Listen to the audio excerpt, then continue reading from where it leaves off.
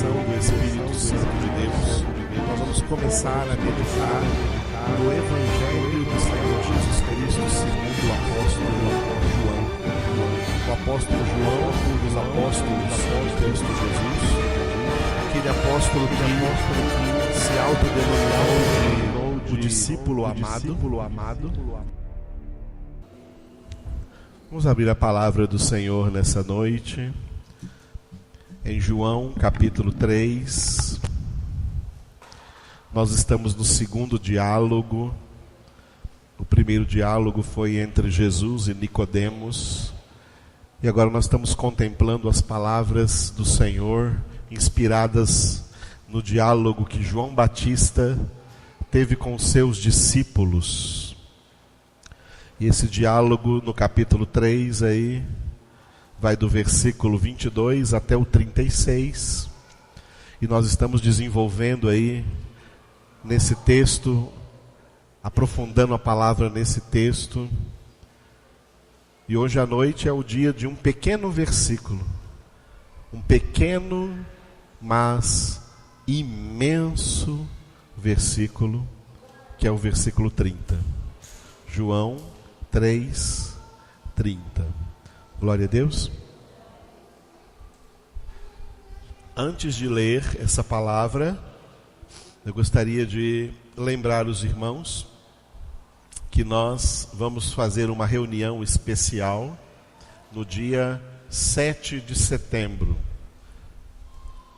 que vai ser, sem ser essa próxima quarta que vem, já a outra quarta-feira da próxima semana.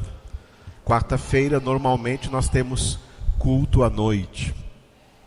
Mas aquela quarta-feira será feriado nacional. Nós vamos nos reunir mais cedo. Vamos nos reunir às 3h da tarde e ficar reunido até lá pelas 6h30 e encerrar com uma confraternização, um lanche que nós vamos aí preparar aí em nome de Jesus. Glória a Deus. E o tema nosso nessa reunião é um tema do qual muitas vezes eu vejo muitas pessoas aqui carentes desse tema, de como você aproveitar melhor esse período que a gente faz aqui durante o nosso culto de adoração a Deus, durante a nossa congregação, esse período aqui que as pessoas chamam de período de louvor. O período em que nós cantamos, mas nós estamos aqui cantando para orar. Nós permeamos aqui esse momento com 3 coisas. Nós vamos explicar a razão delas, essas 3 coisas. Permeamos esse momento com cânticos, com orações e com leituras da palavra de Deus.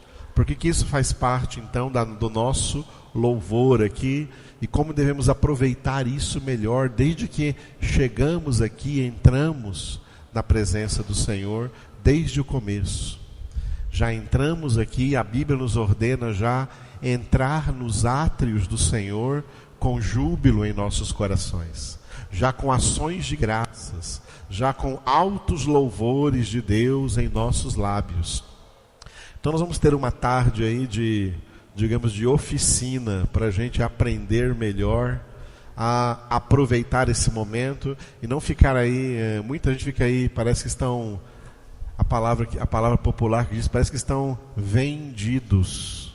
Assim, o que eu faço? Sento, fico de pé, porque tem igrejas por aí que tem uma coisa que não existe na Bíblia, que se chama ministros de louvor, que fica falando para as pessoas o que elas devem fazer. Agora fica de pé, agora senta, agora ajoelha, agora levanta a mão, agora bate palma. Sabe por que nós não temos isso aqui? Porque quem fala isso para nós é o Espírito Santo lá dentro de nós.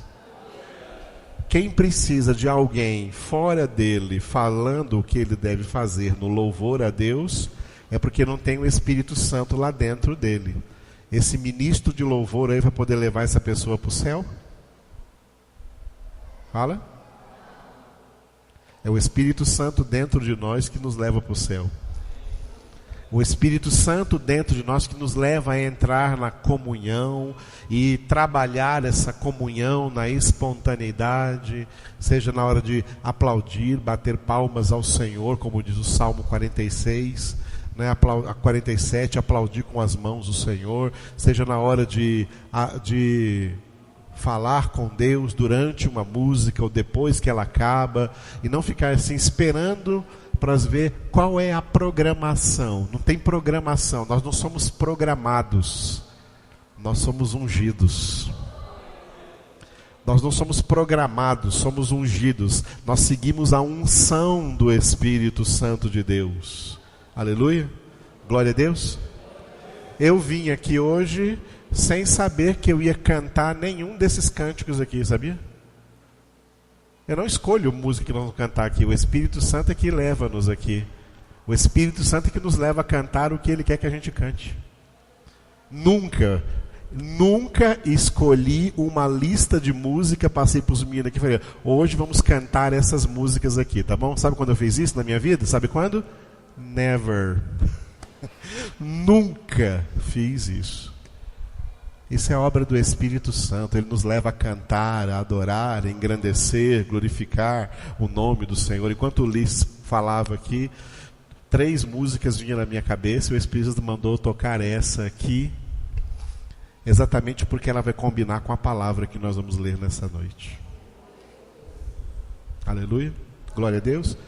Então essas coisas nós precisamos, tem gente que precisa de um ensinamento acerca disso. Então nós vamos fazer esse ensinamento no dia 7 de setembro, ok? Dia em que o Brasil nunca ficou independente. Que só é independente quem é de Jesus. Quem não é de Jesus está perdido. Amém? Já está morto. Então, vamos aqui então celebrar a nossa independência do pecado, do mundo, do diabo, livres em Cristo Jesus, livres para adorar a Deus e aprender algumas coisas que nós podemos fazer sobre isso. O que vamos aprender no dia 7 de setembro, amados, é para a gente colocar em prática nas outras reuniões. Cada vez que você estiver aqui presente nas reuniões, como hoje, por exemplo, você colocar em prática. Deixai-vos, como diz Paulo em Gálatas 5, conduzir pelo Espírito, para que você adore a Deus de todo o seu coração, e deixe o Espírito Santo curar essa praga maldita que existe na vida de muitas pessoas, e que elas mesmas chamam pelo nome de timidez. Mas eu sou muito tímido. O Espírito Santo quer curar essa timidez aí, porque essa timidez não é nada mais do que soberba fantasiada, soberba camuflada. Então deixa o Espírito de Deus quebrar isso, para que você manifeste a alegria que você tem de pertencer a Jesus. Você tem essa alegria de pertencer a Jesus? Eu tenho a alegria de pertencer a Jesus. O Espírito de Deus quer nos conduzir a manifestar essa alegria de que pertencemos ao Senhor, e é isso que celebramos quando nos reunimos, como diz o Salmo 100, sabei que o Senhor é Deus, Ele nos fez e somos dele, somos seu povo, ovelhas do seu pastoreio. Aleluia.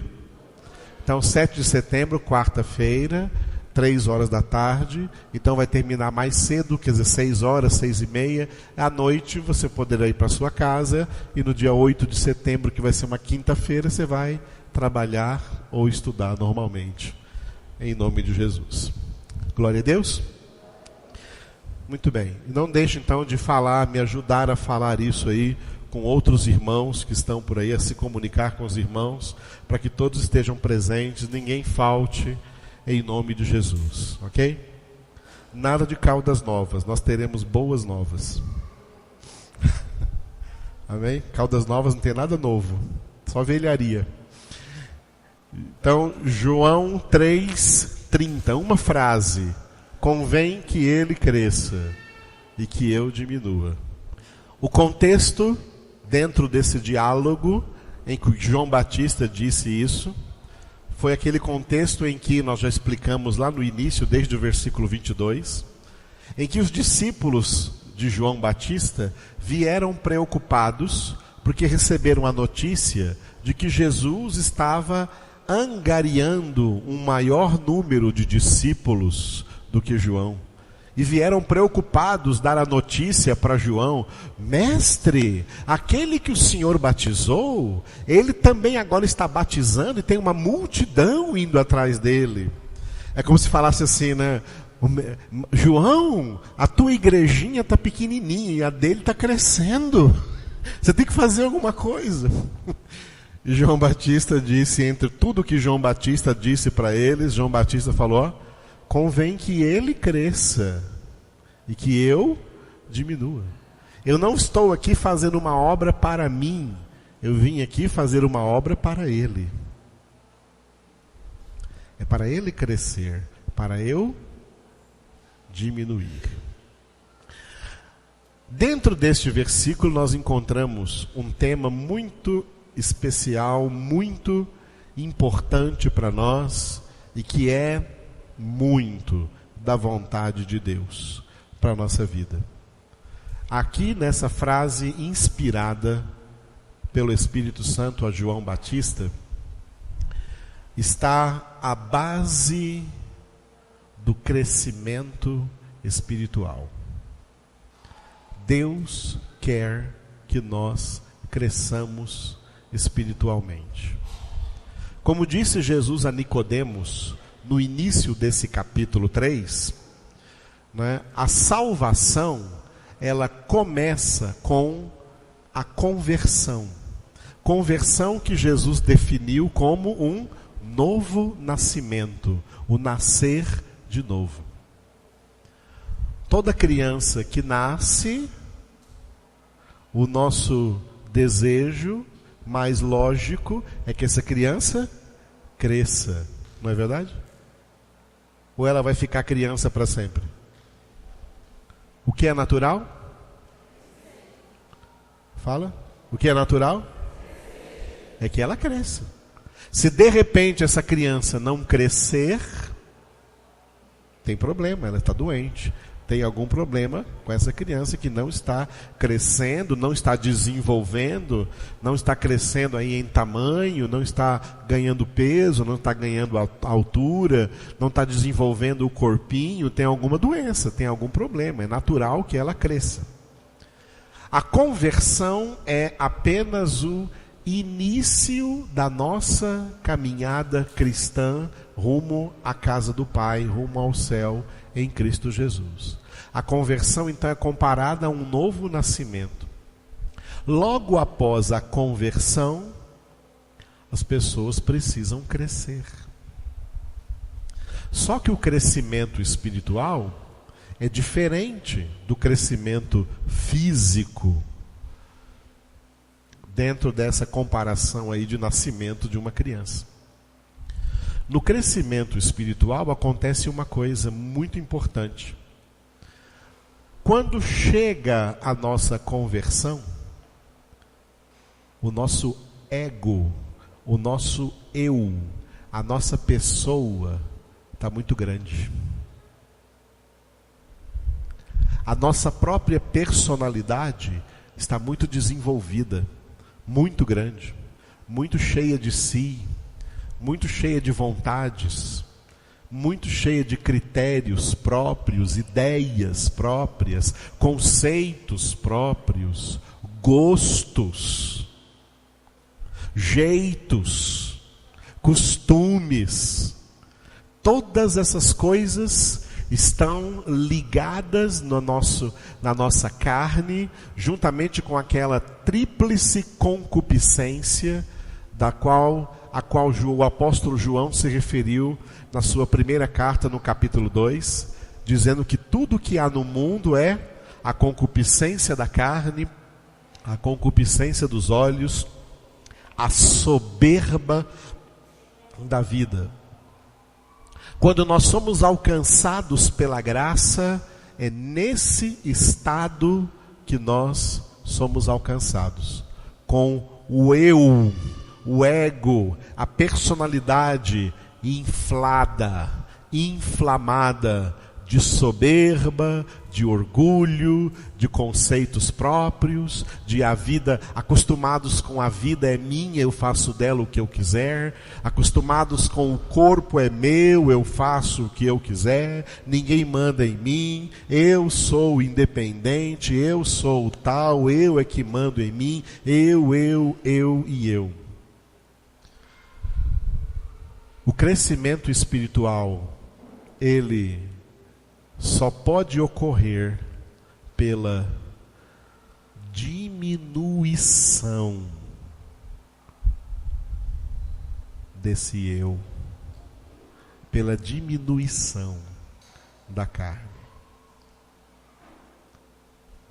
A obra da santificação, ela tem duas dimensões contrárias. A de uma dimensão positiva e uma dimensão negativa. A dimensão negativa da obra da santificação é tudo aquilo que nós precisamos perder para ser santificados. Ninguém se santifica sem perdas. Há muita coisa que precisamos perder para então, no lugar delas, vir a dimensão positiva da santificação, que são as coisas que precisamos ganhar de Deus e que Deus quer nos dar. Está entendendo isso? Nós vimos na carta aos Hebreus, capítulo 12, versículo 14, né? Segui a paz com todos e a santificação, sem a qual ninguém verá o Senhor. Essa santificação que nós temos que seguir tem as duas dimensões.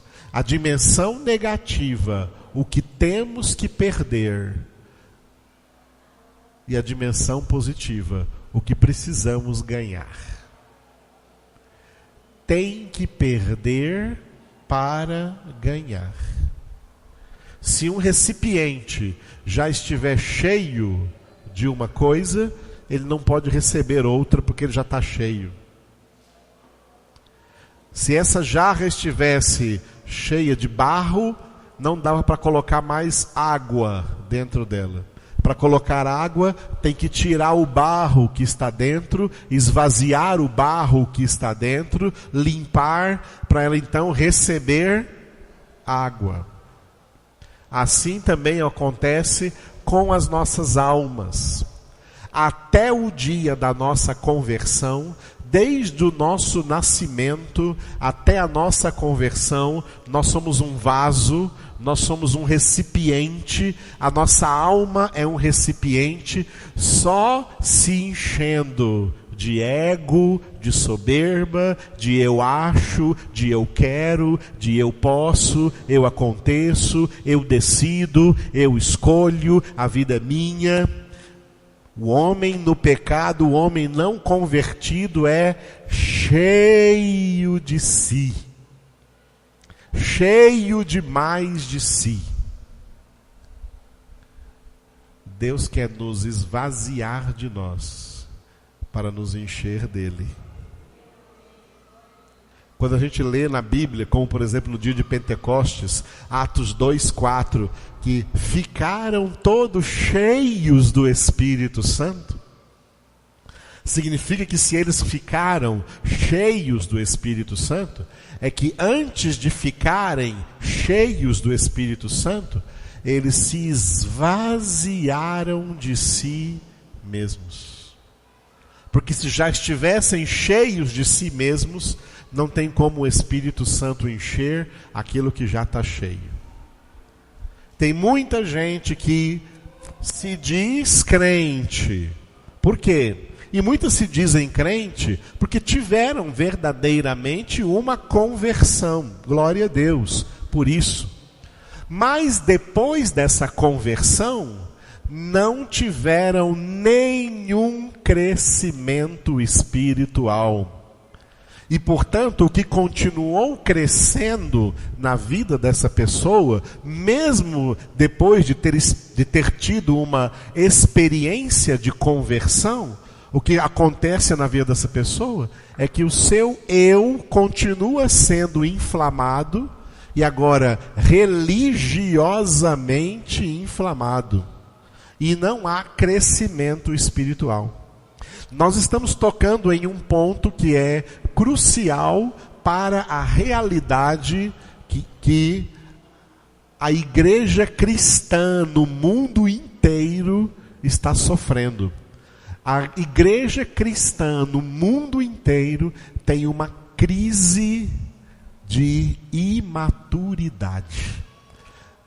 Crentes imaturos, crentes que depois da conversão pararam, estacionaram no tempo, pararam na vida espiritual e não aconteceu com eles um desenvolvimento na sua vida espiritual, não cresceram espiritualmente e o que os impede de crescer espiritualmente? Coisas que eles não querem perder e que só vão crescer espiritualmente se as perderem. Essas coisas que nós precisamos perder: orgulho, inveja, ciúmes, ideias próprias, soberba, o eu acho, eu quero, eu faço, eu aconteço, eu bato o pé. Se não perder esses maus costumes, essa má educação que recebeu quando era ímpio e quer continuar com ela depois da conversão, se não perder essas coisas carnais, humanas, não vão crescer espiritualmente. Vão continuar nanicos espirituais, fracos espirituais, imaturos espirituais e, por fim, vão perder a salvação.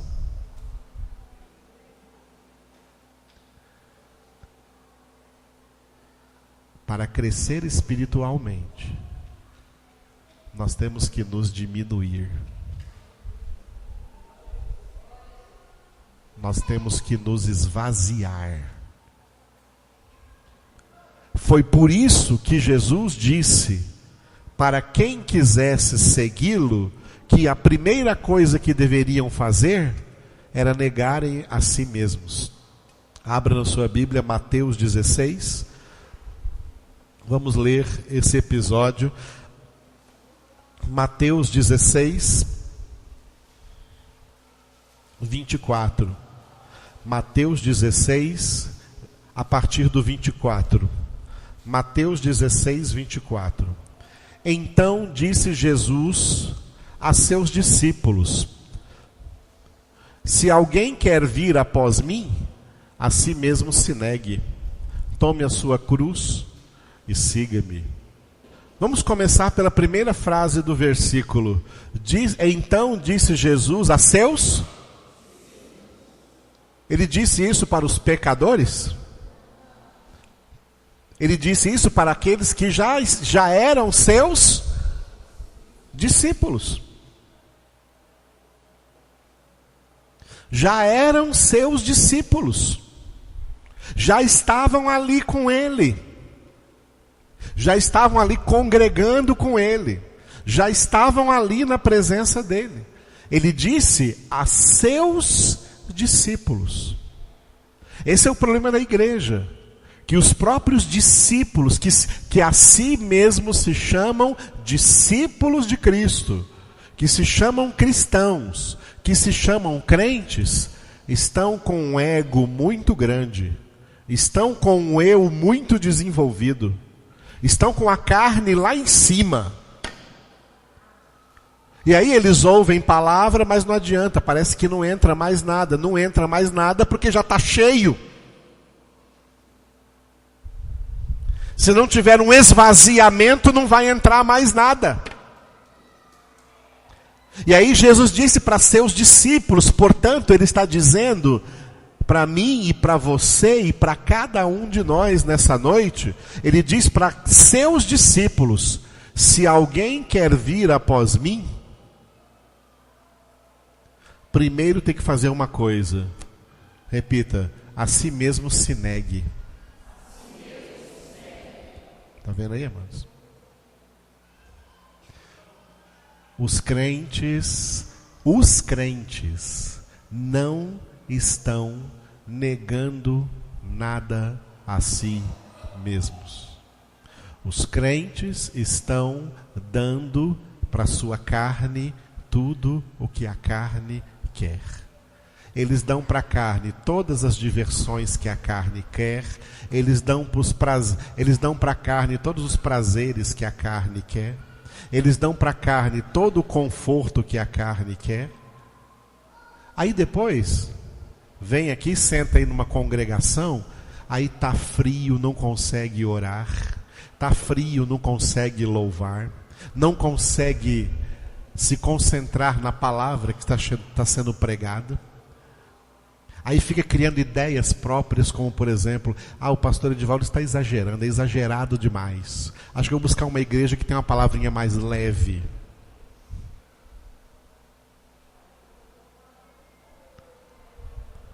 Você está entendendo? É porque a carne está grande, o eu está grande. Não se diminui em nada, não se humilha em nada, não renuncia nada, não nega nada para a carne. Está à busca de deleites da própria alma, está à busca dos deleites da própria carne e não nas coisas espirituais. E aí não recebe as coisas espirituais, porque as coisas espirituais, os dons espirituais, as manifestações espirituais, o prazer de pertencer a Deus, são dádivas que recebemos na dimensão positiva da santificação, que vem ocupar o lugar daquilo que foi tirado de nós, daquilo que perdemos, daquilo que jogamos fora, que estava só aí ocupando o espaço, e nós abrimos mão disso para receber o que é melhor, que vem de Deus para nos encher. O que Jesus está dizendo é isso: se alguém quer me seguir, não venha como estás. Inventaram uma música aí, né? Uns cânticos que cantavam por aí: venha como estás. Esse cântico é iníquo. Jesus não quer que ninguém venha como está.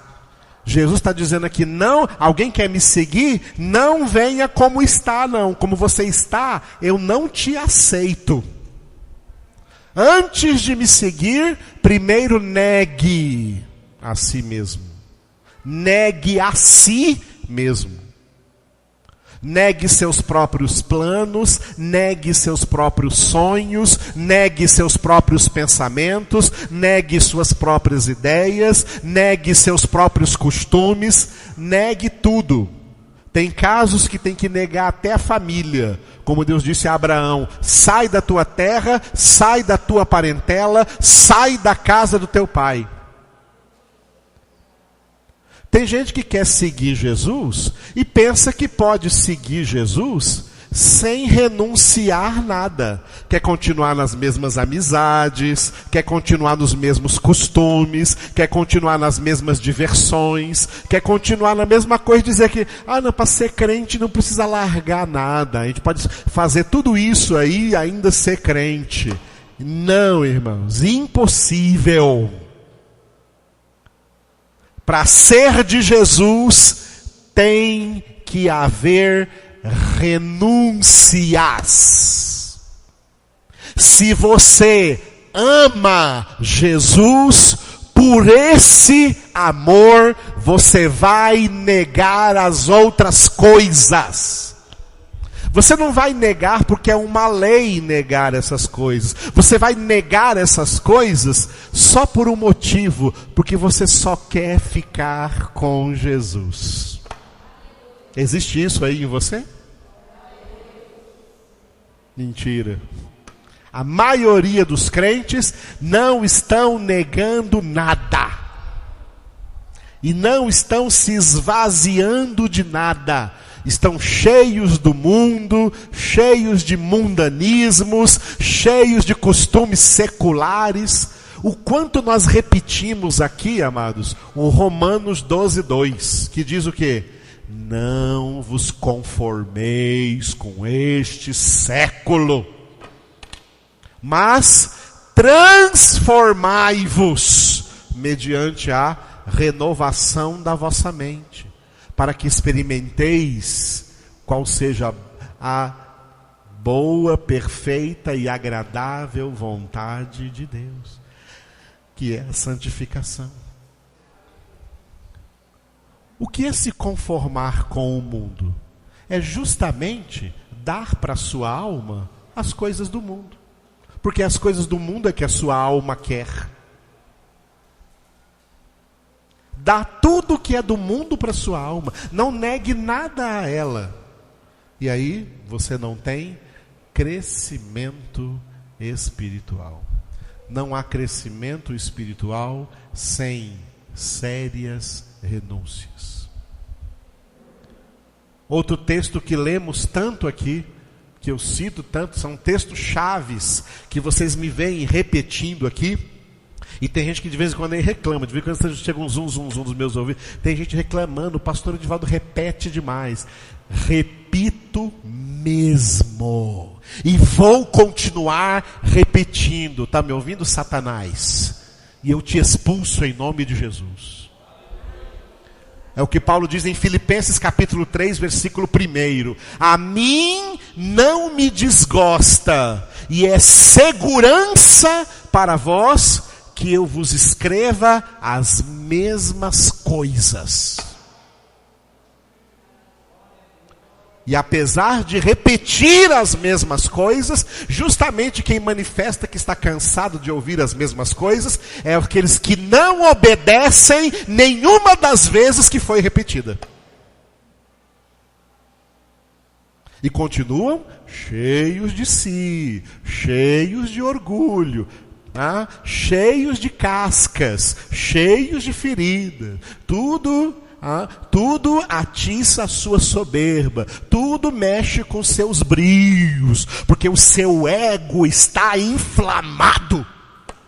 Você é um pão fermentado.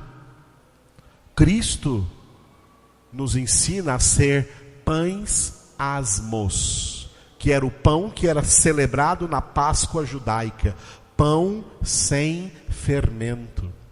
E havia até pena de morte se durante a festa da Páscoa fosse encontrado fermento na casa de alguém.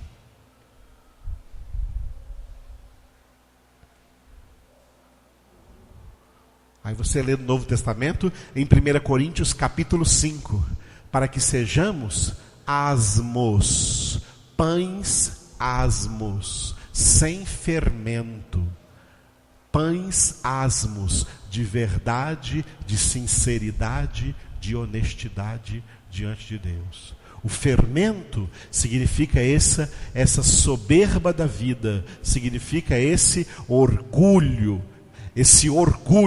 que faz você se sentir, estou ferido, estou machucado, me feriram, me machucaram, o que fizeram comigo foi injustiça. Que nada, mas injustiça é o que fizeram com Jesus. O que fazem com você e comigo não é injustiça, não. Você merece e eu mereço. Sabe por que você sente que é injustiça? Porque o seu ego está muito grande, está muito poderoso, está muito acariciado, mimado por você. Você mima a sua carne. Você alimenta tudo aquilo que deveria passar fome e deixa de alimentar aquilo que era para alimentar.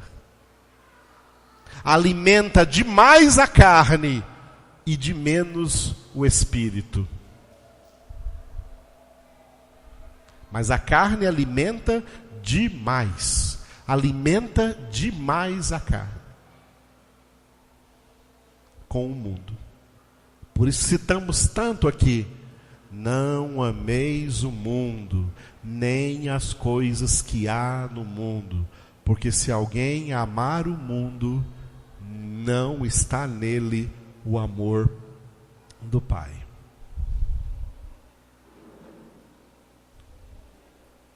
Só diz, como João Batista disse, convém que ele cresça e que eu diminua.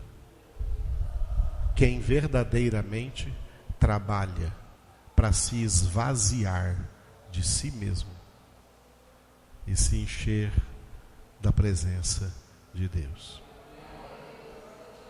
Quando a gente fala se encher da presença de Deus, todo mundo quer se encher da presença de Deus. Mas ninguém vai se encher da presença de Deus se não se esvaziar de si.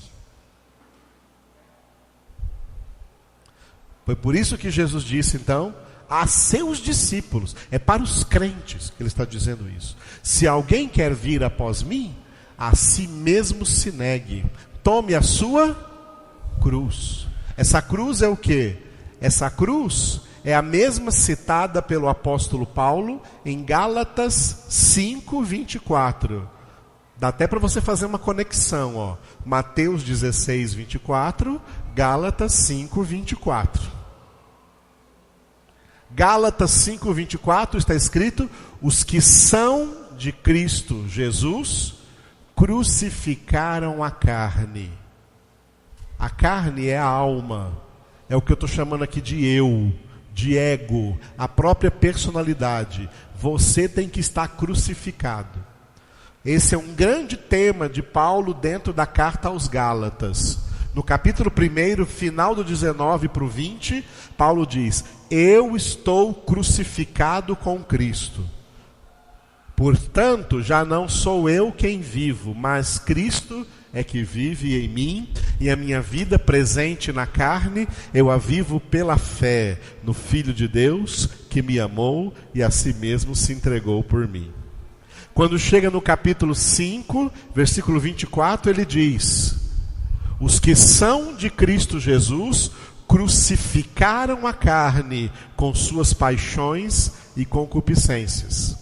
E quando chega no capítulo 6, Gálatas 6, versículo 14, Paulo diz assim: longe esteja de mim gloriar-me, a não ser na cruz de nosso Senhor Jesus Cristo, pela qual o mundo está crucificado para mim, e eu estou crucificado para o mundo. Essa é a cruz que Jesus falou aqui.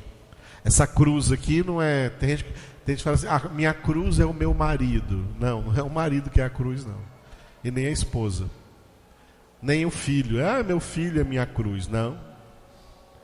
Tem gente que fala que essa doença que eu carrego é a minha cruz. Não, também não.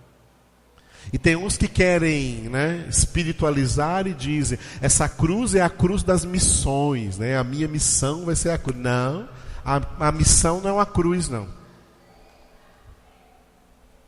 A cruz é para a coisa mais importante que você necessita dela: crucificar esse eu, crucificar esse ego, crucificar a sua carne, suas vontades, suas ideias, seu orgulho, sua soberba.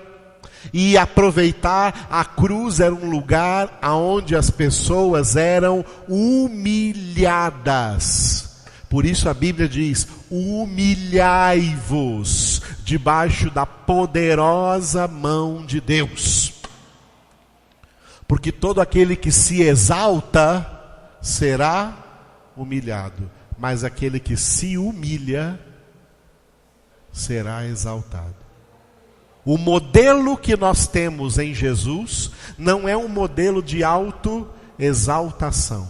Jesus era o único que tinha todo o direito de se exaltar, que merecia se exaltar, que não estava errado se ele se exaltasse, mas ao invés disso ele se humilhou.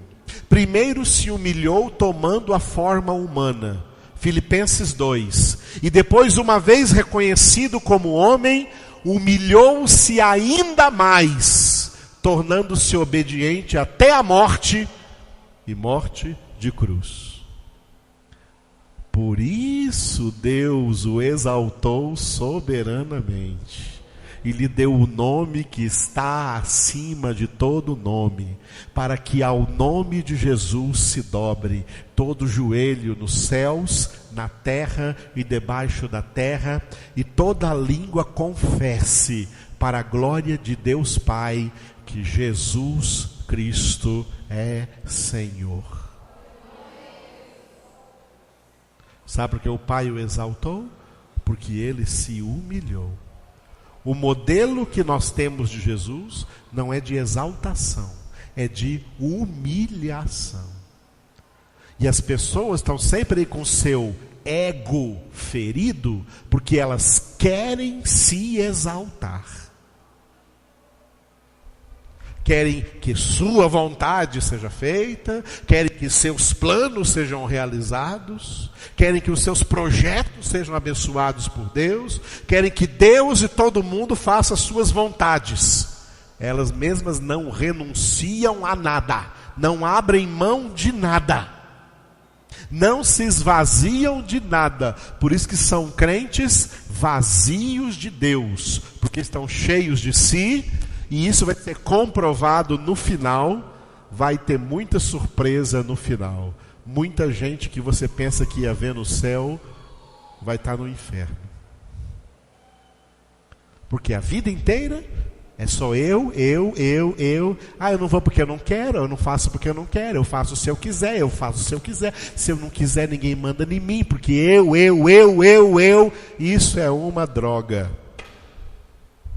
Comparado mesmo com um entorpecente. Tem gente viciada em si mesmo.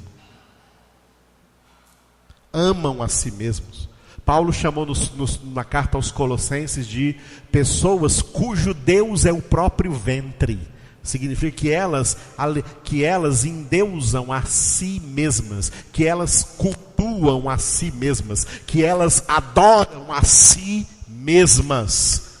Amados, isso não é coisa de gente de Deus. Gente de Deus nega a si mesmo. Eu acho tão lindo aquele versículo que tem em Apocalipse capítulo 12, quando fala das primeiras testemunhas de Cristo, que deram as suas vidas por amor a Jesus, que venceram o diabo pelo sangue do Cordeiro, pela palavra do testemunho que deram, e que mesmo em face à morte, não amaram a própria vida. Que maravilha! Cadê essas pessoas, irmãos? Cadê esses cristãos? Os cristãos de hoje estão todos cheios de si, amantes da sua própria vida, não renunciam a nada para que perca essas coisas e no lugar seja cheio do Espírito Santo, seja cheio de outras coisas espirituais tremendas que Deus quer nos dar. Para você ganhar, você tem que perder. Para você ganhar de Deus, você tem que perder para que seja esvaziado os lugares aonde Deus quer encher com outras coisas boas, tremendas que Ele tem. A gente canta um cântico aqui parafraseando um versículo de Paulo aos Colossenses, um cântico que a gente canta aqui, né? Para provar das coisas lindas que Deus nos dá. Quer provar? Tem gente que quer ter experiência de Deus, mas não renuncia a nada. Não se esvazia de nada. Não vai entrar nenhuma experiência aí, irmão. Acorda. Você tem que ter uma atitude agora. Tem que ter uma atitude, tem que tomar uma providência. Jesus está mandando tomar a providência aqui, ó. Né? Se alguém quer vir após mim, a si mesmo se negue. Tome a sua cruz e aí sim, aí siga-me. Aí siga-me, porque vai chegar no céu onde eu estou. João Batista deixou os seus discípulos estupefatos com essa simples palavra que ele disse aqui. Os discípulos vieram preocupados. Mestre, olha o que está acontecendo. Aquele homem que o Senhor batizou está levando mais gente, está angariando mais discípulos, está batizando mais discípulos do que o Senhor. Você vai deixar assim barato? E João Batista diz: convém que ele cresça e que eu diminua. Amados, não vai haver crescimento espiritual se você não diminuir. Se você não tomar atitudes drásticas de autonegação, de autorrenúncia, de autoesvaziamento de si mesmo, para ser cheio com o Espírito Santo de Deus. Está entendendo isso, amados?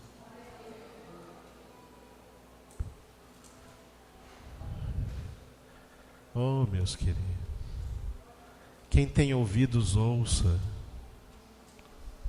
Quem tem ouvidos, ouça. Ouça o que o Espírito diz às igrejas. As pessoas estão teimosas demais. Teimosas demais na sua própria carne, nas suas próprias ideias. E não se está vendo mudança, não se está vendo transformações na vida das pessoas.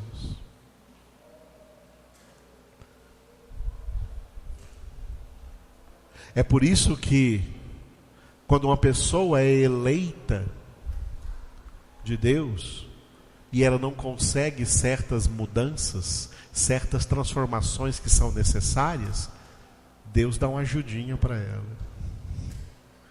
Deus dá uma forçadinha de barra. Joga ela numa boa cama de hospital, que você vai ver o que é bom para tosse. Para você aprender a se humilhar. Nós estamos lendo o livro de Jó esses dias. Jó já era um homem reto, íntegro, temente a Deus, que se desviava do mal. Mas depois que ele passou por todo aquele sofrimento, que Deus permitiu fosse infligido sobre ele, Jó se tornou uma pessoa ainda mais santa. Ele traduziu a transformação de sua vida com dois órgãos, dois sentidos da alma. No último capítulo, Jó 42, Jó diz: Antes, quando eu já era íntegro, reto, temente a Deus e desviava do mal, antes eu te conhecia só de ouvir. Mas agora, depois de tudo isso que eu passei, a minha experiência com o Senhor se ampliou de tal maneira que é como os meus olhos te veem. Jó se tornou mais espiritual do que ele era antes. O sofrimento de Jó o levou a um crescimento, tá? No qual ele diminuiu e Deus cresceu nele. Onde ele diminuiu e a glória de Deus aumentou na vida dele. A glória de Deus aumenta na nossa vida quando nós diminuímos. Negamos a carne. Porque, só para continuar o que Jesus disse aqui no Mateus 16, versículo 20, porquanto quem quiser salvar a sua vida, perdê-la-á. E quem perder a vida, por minha causa, achá-la-á. Está bem claro? Pois que aproveitará o homem ganhar o mundo inteiro e perder a sua alma? Ou que dará o homem em troca de sua alma?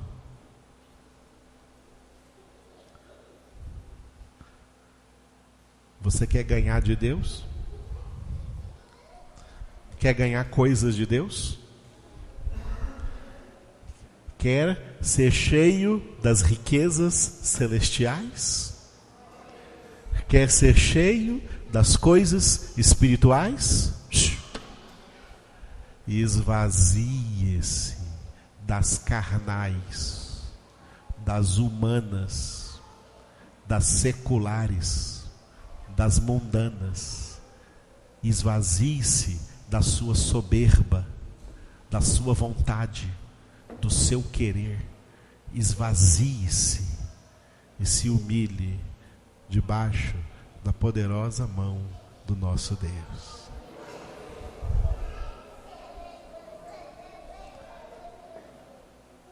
Diga: convém que ele cresça e que eu diminua. Diminua, irmão. Você está muito grande, diminua.